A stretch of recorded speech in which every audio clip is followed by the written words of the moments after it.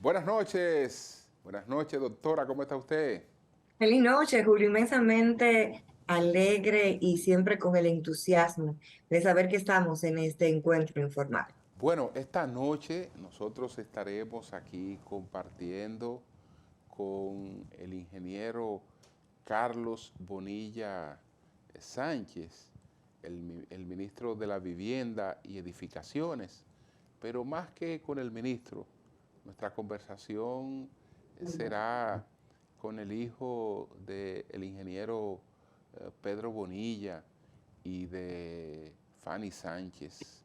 Vamos a conversar sobre todo con el ser humano como nuestra costumbre, nuestra tradición. ¿No es así, doctora? Así es, fiel a nuestro estilo de sostener con nuestros invitados esas conversaciones que no se dan en ningún otro lugar, porque aquí conocemos el alma de cada uno de las personas que nos dispensan pues su tiempo para compartir con nosotros. ¿Qué te Pero parece? ¿Sí? adelante, adelante. ¿Qué te parece, Julio, si también pues vamos a una de nuestras secciones favoritas que nos tiene acostumbrado, un hombre que nos informa cuáles son los estrenos que hay que tenemos en los cines y también en las plataformas más visitadas, como es el caso de Netflix? Así es, nos Estaremos en vamos Hollywood inmediato detrás de con cámara. Alex Cuellar. Salud.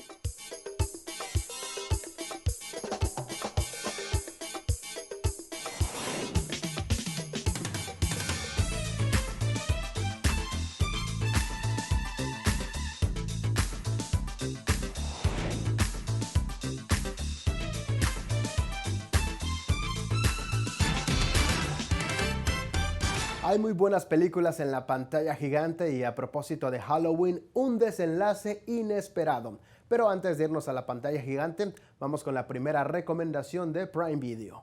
Bienvenido a Hollywood detrás de cámaras. Esta plataforma tiene muy buenos estrenos y uno de ellos es Gasoline Alley. What's your name? Star.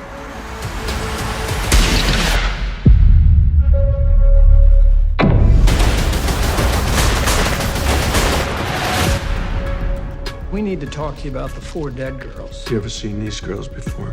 My suspect? That's yours, right? The lighter, it was found at the crime scene. We got motive, we got access. Cops wanted to confirm you were on your way to see me last night.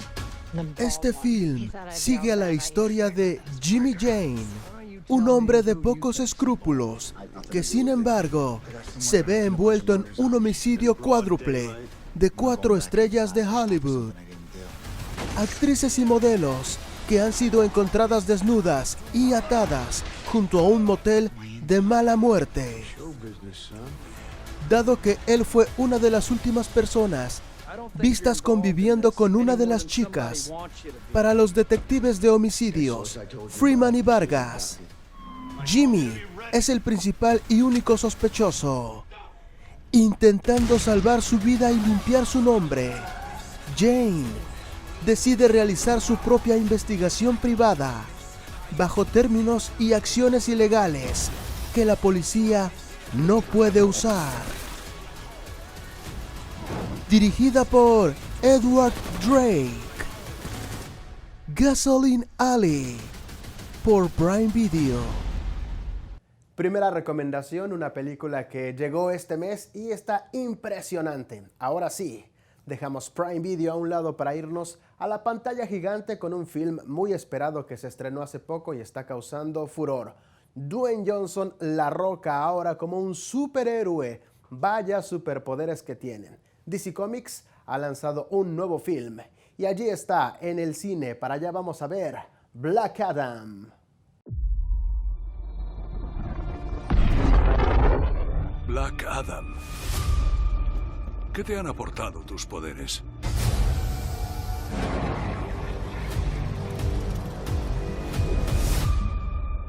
Solo dolores de cabeza. Fui un esclavo hasta que morí. Después renací como un Este dios. film es la historia de su origen y revela su pasado como esclavo. Black Adam tiene superfuerza, velocidad, resistencia, la capacidad de volar y disparar rayos. No me postro ante fue consumido por sus poderes mágicos y se transforma en un hechicero.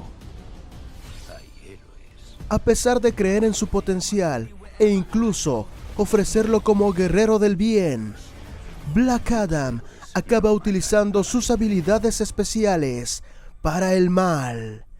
Sin embargo, un grupo de héroes conocidos como la JSA, encabezados por el Dr. Fate, tratan de que el peligroso superhumano busque la redención y pase a utilizar sus superpoderes para hacer el bien. O su salvador.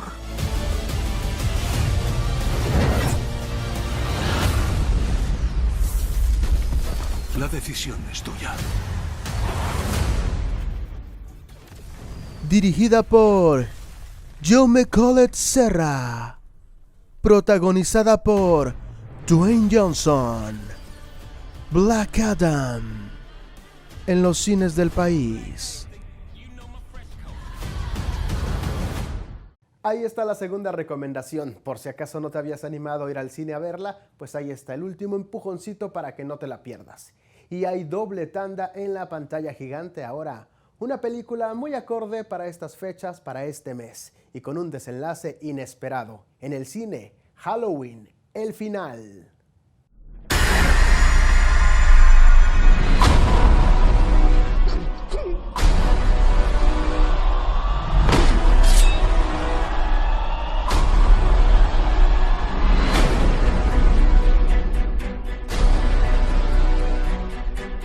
Estaba convencida de haberlo visto, observándome. Este film nos sitúa 4 años después de los trágicos episodios vividos en Halloween Kills. En esta entrega nos encontramos a Laurie viviendo con su nieta Allison e inmersa en la redacción de sus propias memorias. Tras 4 años sin tener ninguna noticia de Michael Myers, Laurie ha conseguido enterrar al espectro de Michael, liberándose por completo del miedo y de la ira que ha supuesto este personaje en su vida. Sin embargo, una nueva pelea llega y esta promete ser el final. Halloween Ends. En los cines del país. Puede que la única forma de matarlo sea que muera yo también. Todo termina ahora.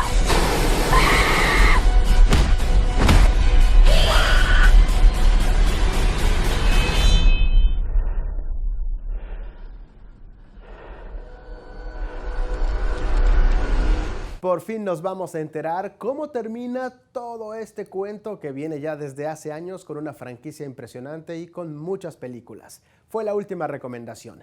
Quédate aquí con nosotros en Encuentro Informal para pasarla muy bien. Yo me despido y vengo en la próxima.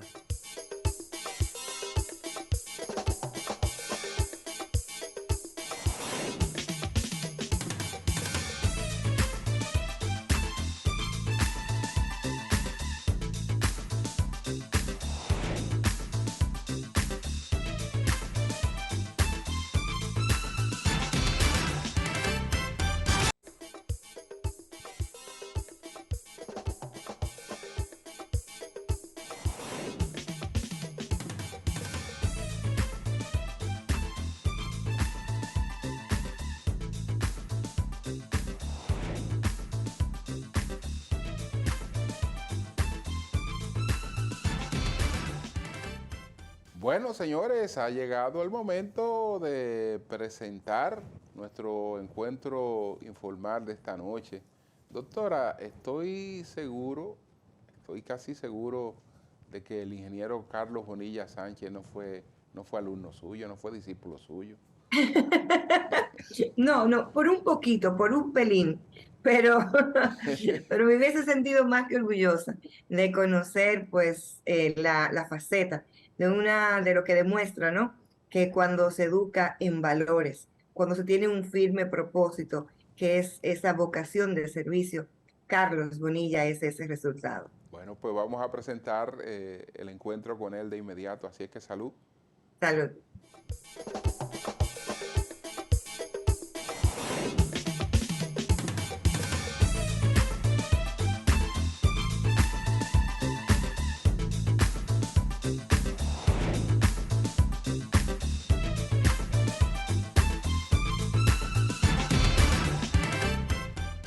Bien, señores, tenemos la oportunidad de compartir, tal y como lo anunciamos, nuestro encuentro informal de esta noche con el ingeniero Carlos Bonilla Sánchez, el ministro de la Vivienda y Edificaciones, el Ministerio de Viviendas y Edificaciones. Así es que, Carlos, muchas gracias por esta oportunidad. Muchísimas gracias, Julio, por la invitación y un saludo a los amigos que nos están viendo. Veo que tiene su copa de vino ahí, me dejó afuera a mí, pero no hay problema. En otra oportunidad ahí con unos puritos que tenemos guardados. Carlos, bueno, tienes tu recorrido tanto académico como gerencial, empresarial. Sin embargo, muchas personas aún te reciben y te ven y te tratan como el hijo del ingeniero Pedro Bonilla.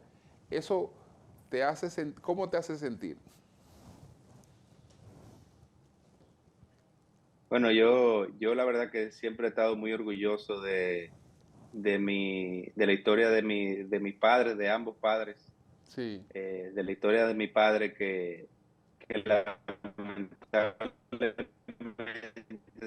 se fue a destiempo, falleció, y casi no lo pude conocer, pero lo conocí a través de la gente que lo conocía, de la gente que compartió con él, de sus amigos. Sí. Y siempre lo que escuché fueron cosas muy buenas, muy positivas, que me comprometían mucho a tratar de imitarlo y de emular ese ejemplo que él y ese legado que él me dejó. Y la verdad que es un orgullo inmenso poder incluso estar en la misma posición en una función pública que él estuvo, seguir sus pasos, seguir su carrera, siempre guiado por bueno, ese legado que él dejó y muy orgulloso me siento. ¿Qué edad tenía cuando él falleció? Yo tenía 9 años y él tenía 52 años, o sea Sí. que muy joven todavía. Muy joven. Hablando de este legado, Carlos, y viendo la familia como un sistema, ¿qué entiendes que desde la posición que estás vas a completar, vas a dándole tu toque personal, obviamente, para continuar ese legado y esa mística? Bueno, mira, la función pública es una tarea, una oportunidad que todos los funcionarios públicos tienen de aportar su conocimiento y bueno, su buena labor a lo que es el pueblo. Y esa satisfacción que te brinda tú poder ayudar a una persona a conseguir su vivienda o poder ayudar a quien sea a resolverle un problema desde el Estado, pues eso es algo que te hace sentir bien a ti cuando tú puedas hacer un bien. Y la gente habla de que es un privilegio pues servir y ser funcionario público. Y esa es la verdad, es un privilegio tener la oportunidad de ayudar a las personas que lo necesitan. En la parte privada, pues uno se enfoca más bien en maximizar el resultado de la empresa, en ganar dinero, que es lo que todo capitalista debe de hacer. Pero ya en la función pública, pues te da la oportunidad de eso, de hacer un bien desde otra óptica. Y pues eso es el legado que yo he tratado de continuar de mi padre, que incluso él empezó siendo político y se dio cuenta que antes de ser un político exitoso debía tener una trayectoria privada y mostrar resultados en esa carrera para después entonces dedicarse a hacer la política. O sea que su misión y su visión siempre fue ser funcionario público. Lo que pasa es que él usó el camino de la empresa privada para llegar a ser un funcionario público exitoso. Carlos, háblanos de ese tránsito difícil, ¿no? De un niño que pierde su padre a los 9 años de edad. ¿Cómo logra la familia que eso, en el caso tuyo, de tus otros hermanos, no fuera un trauma y que pudieran seguir adelante? Bueno, desde el punto de vista de un niño, cuando le hace falta un padre, le hace falta, y el padre, o sea, el hombre de la casa, se siente como desprotegido, porque el padre siempre te brinda como esa sombrilla de protección. Cualquier problema, pues él está ahí para resolverlo. Más mi padre, que la gente siempre lo respetaba mucho. Y entonces, cuando él fallece, mi madre tiene que suplir ese rol. Y la verdad que lo hizo de una manera muy valiente, porque para una mujer que nunca siempre había dependido de esa protección, y siempre dependía de mi padre en cuestiones financieras, pues hacerse cargo de esa parte, más la crianza de sus hijos, pues, y en este país que de alguna manera hay cierto machismo, pues fue una tarea difícil para ella, que creo que la logró con bastante éxito. Y puedo decir que esa fue la clave para mi familia, que mi familia siguiera adelante y fuéramos gente de bien, que en mi caso, que tengo 3 hermanos, pues todos de alguna manera hemos alcanzado cierto nivel de éxito en lo que nos dedicamos, tanto a nivel profesional como a nivel empresarial. Hablemos un poco de tu madre. Ella fue también vicealcaldesa en la gestión de Feyo Subelví. Hablemos un poco de ella. Bueno, mis padres vienen de una generación donde había muchos ideales, inclusive algunos, como que la izquierda estaba de moda en esa época, diría yo. Y tanto mi padre como mi madre, pues, se graduaron en la UAS y fueron profesores. Y pues se le inculcó y se le contagió todo ese ambiente de esa época. Y pues fueron muy inquietos socialmente y políticamente. Entonces, cuando mi padre falleció, mi madre también, ese rol de política, pues también lo asumió y se destacó en varias funciones públicas. No solo fue vicealcaldesa, sino también fue gobernadora de la provincia en algún momento en la gestión de Hipólito Mejía, y nada, contribuyendo con su trabajo al país también de igual manera. Y una mujer de armas a tomar. Tú la ves siempre a ella con sus tenis, caminando y trabajando mucho, y apoyando a su familia. La verdad que me siento muy orgulloso también de cómo ella manejó todo. Una situación muy difícil para ella. Escuchándote, y de verdad que me llena pues de muchísima honra, ¿no? Conocer mujeres de la estirpe, de la estirpe de tu madre, de esos valores que tienes tanto de papá y de mamá, ¿cuáles entiendes? Que has elegido y para ponerlo justamente dentro de lo que es ya tu marco en tu hogar, en tu propio hogar. Yo diría que el valor principal es el valor de la palabra, que yo trato de que cuando yo digo algo, lo cumplo.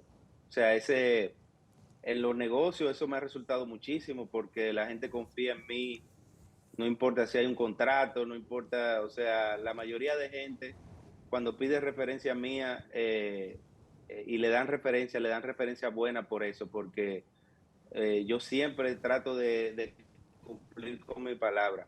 Incluso los amigos míos que saben de eso, tratan de invitarme a una fiesta siempre o a su casa y darme 2 o 3 tragos para que yo me comprometa con algo y entonces decirme, mira, pero tú me dijiste que...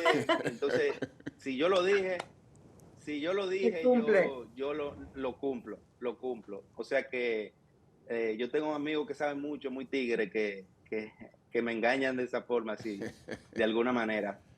Pero eso me ha ayudado mucho a mí en términos personales, en términos empresariales y en términos políticos también. Hay veces que la gente dice que los políticos como que no hablan claro, como que a veces marean a la gente, como dicen ahora. Pero yo he sentido lo contrario. Yo he sentido que cuando tú a una gente no lo pones a perder tiempo y le hablas claro, al final se puede molestar al principio, pero al final la gente lo agradece porque no pierde tiempo. Sí. Carlos, entonces traes la política, digamos, el gusanillo de la política, pero haces tu carrera y uno sabe que una universidad como INTEC, ahí no hay Navidad ni hay Año Nuevo, que es incompatible prácticamente con cualquier otra actividad. ¿A partir de cuándo entonces te vinculas a la política? Yo heredé las relaciones de mis padres a Sí. nivel político y siempre mantuve un vínculo, aunque digamos de lejos, con todos esos amigos de mis padres. Y me cultivé esas relaciones más allá de la relación que tenía mi padre con los diferentes actores. Y pues entonces en la campaña del 12, más o menos en el 2011, pues me llevaron a conocer, que ya yo lo conocía, pero de pequeño, a Hipólito Mejía. Y la verdad que me cautivó su forma de ser y de la manera que me habló de mi papá y de mi mamá. Y pues entonces empecé a apoyar su causa, la causa del PRD en ese momento. Y bueno, pues esa fue el primer contacto que tuve. Y después de ahí, bueno, pues seguí apoyando, seguí colaborando, claro, manteniéndome siempre en la parte privada. Nunca pensé que iba a entrar precisamente al gobierno tan en lleno. Sí entendí que como empresario, que ya me estaba destacando como empresario, era importante tener ciertas relaciones políticas, porque vivimos en un país donde uno tiene que conocer gente, ¿verdad? Porque a veces uno le pasan problemas y uno no tiene que acudir. Y ahí quizá me remonto un poco a cuando mi padre estaba vivo, que todos los problemas los resolvía él. Entonces yo siempre tuve que tratar de resolver mis problemas o los problemas de mi empresa de alguna manera yo. Y bueno, pues eso fue lo que me inculcó a empezar a crear esas relaciones. Ya en el 2016 empecé a adentrarme más aún, a colaborar en cuestiones de estrategia de planes de gobierno en cuanto a mi carrera y a lo que yo me dedico. Y ya, bueno, pues en el 2020 me involucré más aún todavía en términos de campaña y en términos políticos. Y bueno, pues cuando me pidieron ser parte del gobierno, pues evidentemente lo vi como una gran oportunidad de seguir conociendo personas, de seguir manejando diferentes situaciones. Una de las partes más difíciles que yo tuve que manejar cuando empecé a ser funcionario público fue la parte mediática. Yo soy introvertido de por sí, y tener que enfrentarme a esa parte de hablar en público, de de hablarle a la prensa, de todas esas cámaras, todas esas luces, pues eso es algo que a mí me retaba de sobremanera. Pero no, tampoco soy una persona que le tiene, o sea, que se acobarda cuando enfrenta una situación nueva y nada, empecé a aprender y empecé a practicar y ya pues con 2 o 3 veces que me han invitado al sol, pues he practicado lo suficiente para enfrentarme a cualquier situación. Carlos, cuando arrancas en la parte privada, cuando arrancas ya al frente de la empresa, ¿cuál sientes que fue tu principal desafío? Bueno, aunque mis padres venían mi padre venía de ser exitoso profesionalmente, él ya llevaba mucho tiempo de fallecido. Sí. Y mi mamá es una persona que bueno, ella le gusta ser jefe a mi mamá.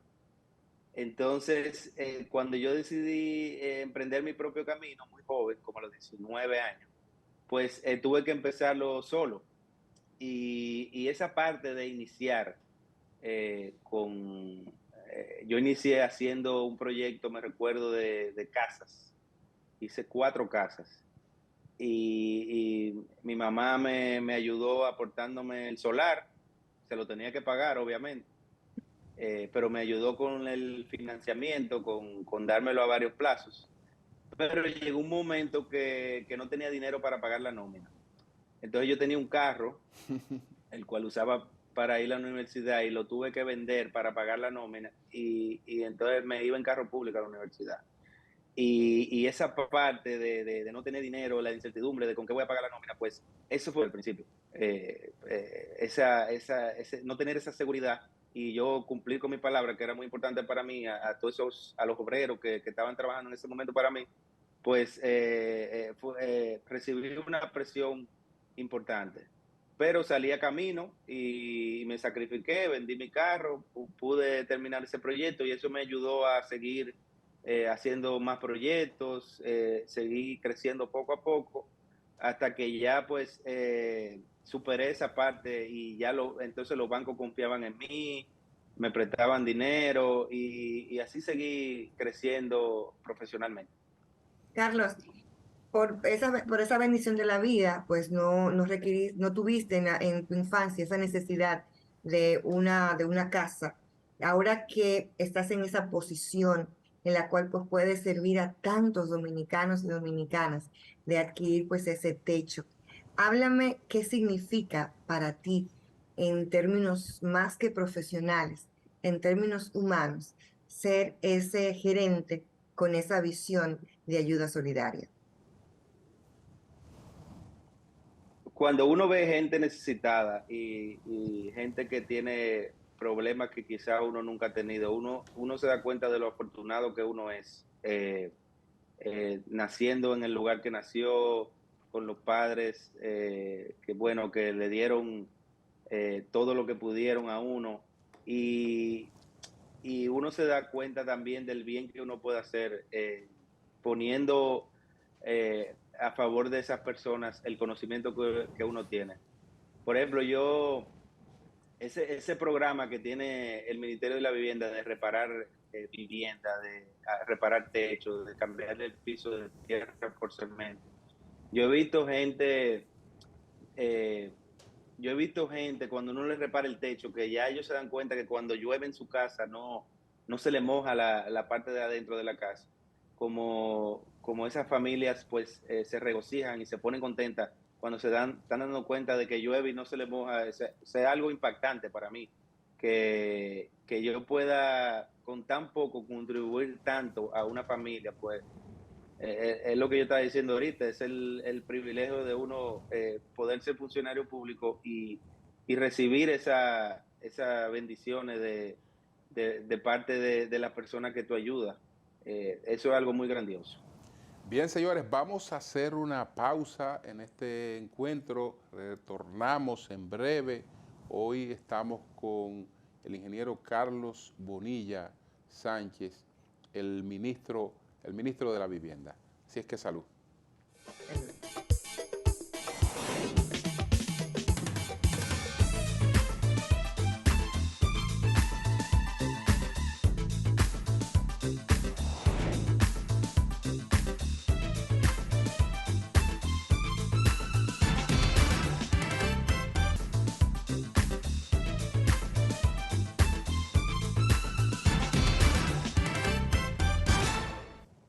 Bien, nosotros continuamos aquí conversando con el ingeniero Carlos Bonilla Sánchez en Encuentro Informal. Y quisiera, Carlos, que nos cuente de tu amistad con Luis Rodolfo Abinader Corona. ¿A partir de cuándo conoces al presidente Luis Abinader y cómo ha sido el vínculo entre ustedes? Yo lo conocí, bueno, lo conocía de antes por su papá, por su familia, pero lo empecé a conocer mejor en el 2011, 2012, cuando era candidato a la vicepresidencia. Después seguimos pues estrechando vínculos. En el 2016 pues lo conocí aún mejor, trabajando más de cerca como candidato presidencial ya. Y ya pues en el 2020 ya teníamos una relación muy cercana, o sea, una relación primero de amistad, y una relación histórica porque sus padres, su padre y mi padre habían sido compañeros de trabajo también. Su padre era secretario de Finanzas en el gobierno del 82. Es mi primer jefe. Yo nunca he tenido jefe antes. Con tu jefe, con tu compañero, y saber manejarte con tu jefe, pues es algo que yo tuve que aprender, pues yo no sabía. Y me tomó un tiempo aprenderlo, pero creo que ya le he cogido el truco. Y digo, habrá que preguntarle a él, pero creo que ya le he cogido el truco. Y la verdad que es una persona que en términos personales es obviamente una excelente persona, pero en términos laborales yo trabajo muchísimo, pero él trabaja más que yo, que es mucho decir, porque yo siempre he trabajado mucho. Y en términos de honestidad y de seriedad, pues uno que trabaja de cerca con él y ve de la manera que él se comporta y las palabras que dice y cómo deja las cosas bien claros en cuanto a su motivación por ser presidente, pues la verdad que yo siento que nosotros tenemos un lujo de presidente en términos de como persona. Carlos, imaginémonos que esta conversación la vamos a sostener dentro de 5 años y te pregunte, eso sí, con una copa de vino, y te pregunte en este momento cuál es el legado, cuál fue la principal transformación que hiciste en el Ministerio de Viviendas y Edificaciones, ¿cuál sería tu respuesta? Proveerle a la gente, no una casa, no, un hogar, un espacio donde la gente pueda ser feliz y no ser feliz, o sea, llorar con su familia, a la mayor cantidad de gente posible, porque yo soy una persona muy enfocada en números, y poder dotarle de hogares a las personas, pues ese va a ser si Dios quiere, mi mayor legado como funcionario público. Poder ver esos rostros llenos de alegría después de que pensaban que nunca iban a poder tener una vivienda y ahora la tienen, pues eso es algo muy poderoso. Amén. Carlos, digamos la vivienda, en términos de la construcción, ha variado bastante desde que te iniciaste hasta el tipo de vivienda que se construye actualmente, que tecnológicamente hay mucha variación, pero lamentablemente también han variado mucho los precios y la posibilidad de adquisición se aleja mucho más, digamos, en los segmentos privados. ¿Qué puede hacerse en este sentido para que ese aspiracional de la gente pues pueda ir encontrando satisfacción aún con todos los cambios que se han producido? De la clase menos pudiente, la única forma de que esas personas puedan tener vivienda es con algún tipo de ayuda del gobierno. En todos los países que yo he visto, ya sean países desarrollados o menos desarrollados, la única forma y del modelo que utilizan es alguna especie de subsidio a la vivienda, ya sea en directa o indirectamente. Por ejemplo, en Estados Unidos tienen un programa donde a las personas menos pudientes los ayudan a pagar un porcentaje del alquiler de su vivienda. Y hay proyectos que están destinados para ese tipo de, para esas personas, las personas menos pudientes. Proyectos que solo son para esas personas, o proyectos que un porcentaje del proyecto tiene que ser para personas menos pudientes. Esa es la manera que ellos lo hacen en Estados Unidos. Pero en Colombia, por ejemplo, subsidian no el alquiler, sino, como lo estamos haciendo aquí, una parte del precio de la vivienda. Entonces, a las personas se le permite, o sea, el sector privado construye una vivienda que le cuesta un monto, pero a esa persona necesitada, si califica, le cuesta mucho menos porque el Estado la ayuda. Y el sector privado por sí solo, por los costos, por lo mismo que tú decías, Julio, nunca va a poder llegar a esos precios donde la mayoría de gente pueda comprar porque son muy altos. Entonces, se tienen que diseñar políticas de acceso a vivienda donde el Estado ponga una parte de la plata, una parte del dinero para que las personas puedan tener su vivienda. Esa es la única manera de reducir ese déficit y obviamente creando desarrollo, creando empleos para que más personas ganen dinero y tengan acceso a los financiamientos y al dinero para pagar ya sea renta o alquiler. Ese pago mensual que bueno, tienen que pagar para tener su vivienda. Me gustó escuchar cuando decías que el presidente Luis Abinader había sido pues el primer jefe que has tenido ya en la parte laboral. Ahora me gustaría conocer, qué tipo de jefe eres y cómo crees que te percibe todo tu equipo de trabajo? ¿Mío personalmente? Sí, o sea, tu equipo de trabajo, ¿cómo te ve como jefe a ti?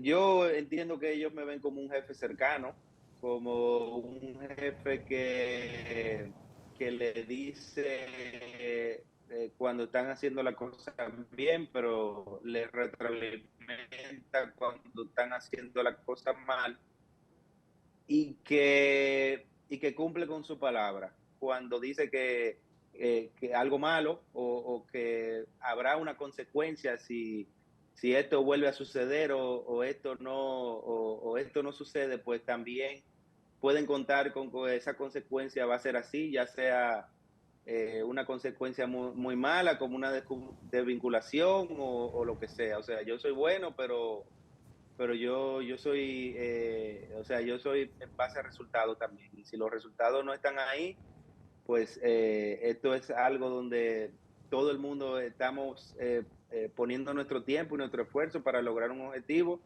y lo que sea que haya que hacer para lograr ese objetivo, muy buena gente, muy todo, pero va a haber consecuencias.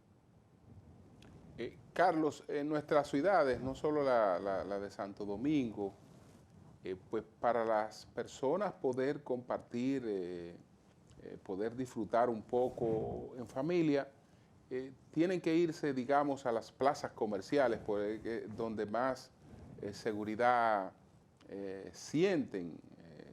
Hay quienes van a restaurantes, quienes van a otras, pero la gente, por lo general, masivamente donde se traslada es a las plazas comerciales.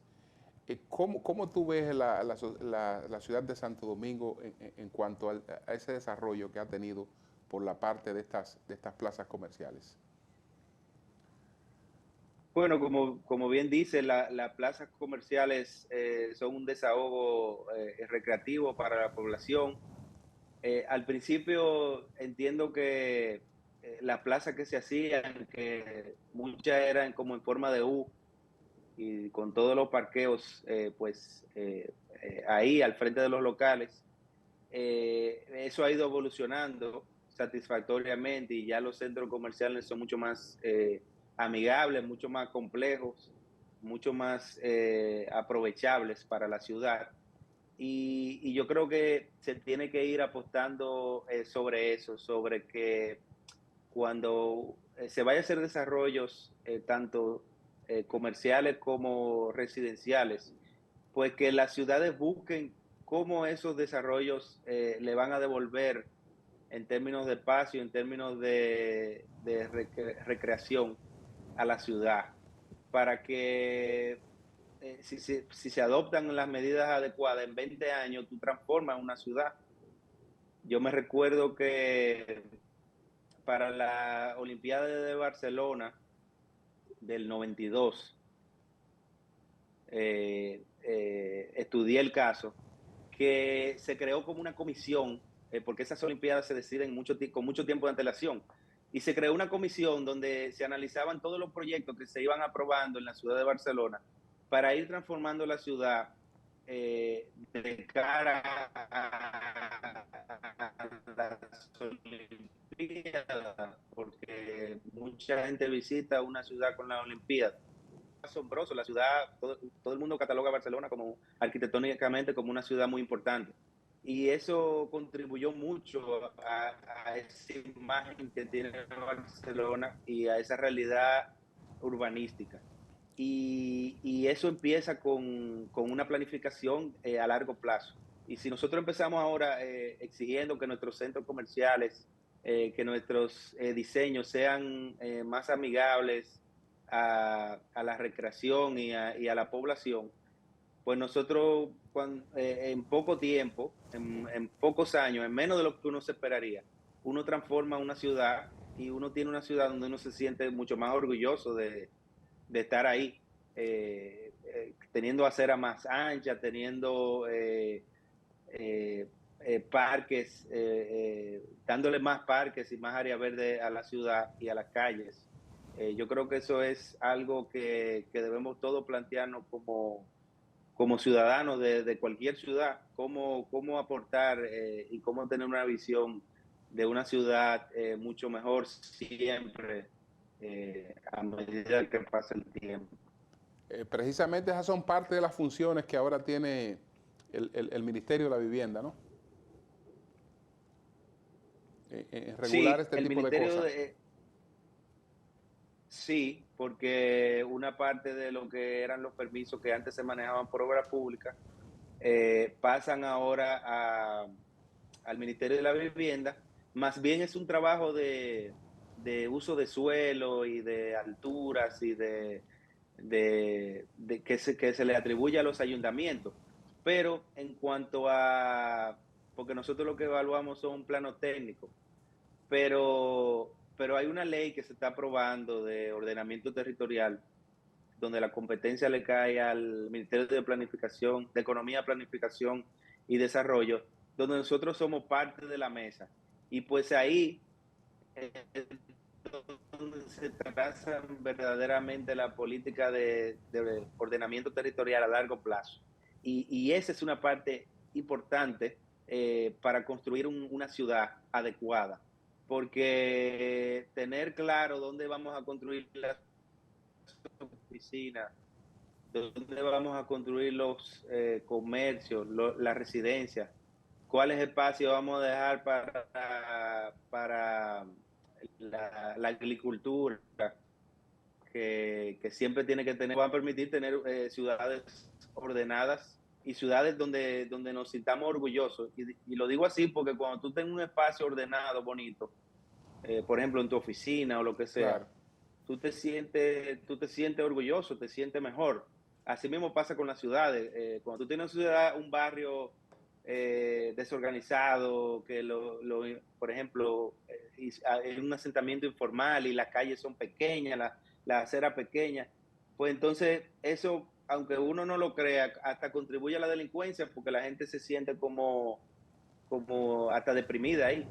Y eso es lo que tenemos que evitar, que sigan pasando esos asentamientos informales y el Estado provee de muchas de esas propiedades que tiene para que sean urbanizados y para que la gente lo invada, mejor que se lo demos y que la gente pues construya, pero por lo menos de una manera ordenada. Yo creo que eso es una visión que tenemos en este gobierno y que de alguna manera estamos implementando. Carlos, finalmente, cuando andas de ocio, ¿qué es lo que te encanta?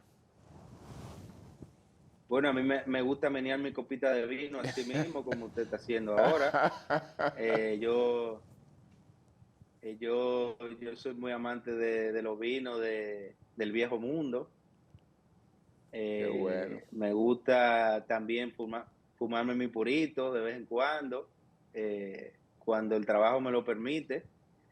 Y practico deportes mucho. Juego al tenis.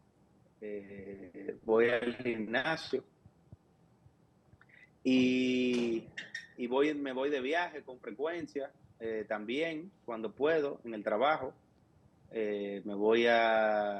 Visito mucho los Estados Unidos porque queda cerca. Sí, claro. Y compartir con la familia y con los amigos también. Eso es algo que me agrada mucho.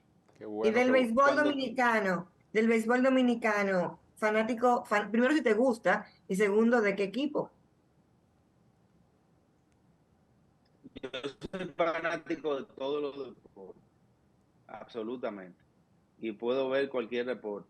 Y soy fanático del béisbol, obviamente, y soy aguilucho. Mi mamá es del Licey, pero yo soy aguilucho. Y soy bueno, se le pegó el billete, doctora. No me gusta ir al estadio y ver a mi equipo perder. Soy de los que coge cuenta cuando me la... Bueno, pues no vayas cuando picha César Valdés. Bueno, gracias. Muchas gracias, Carlos. Muchas gracias, Carlos, por esta oportunidad, por esta conversación tan agradable. Gracias.